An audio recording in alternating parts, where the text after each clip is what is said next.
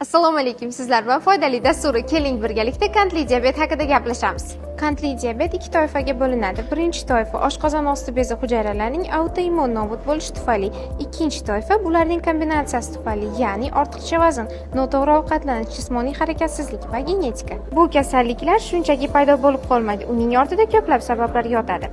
Kam harakatli, jismoniy faollik yetishmasligi, agar kuni bilan divanda yotsangiz, mashinadan tushmay haydasangiz, ko'p yurmasangiz, tanangiz qondagi shakarni yaxshi o'zlashtira olmaydi. Bu ham diabetga yo'l ochadi. Noto'g'ri ovqatlanish, kunu tun to'yib ovqat yesangiz, ayniqsa shirinliklar, fast food va tez uglevodlar, stress va uyqusizlik, doimiy bosh og'rig'i, asabiylik, charchoq bularni hammasi organizmni izdan chiqaradi. Yosh odatda 40 yoshdan keyin, yosh o'tgan sari metabolizm sekinlashadi, kamroq harakat qilamiz, vazn ortib boradi. Bu ham diabetning ikkinchi turi uchun ayni payt bo'ladi. O'zingizga g'amxo'rlik qiling, to'g'ri ovqatlaning, ko'proq dam oling. Zero sog'liq bu tasodif emas, bu kundalik tanlovdir.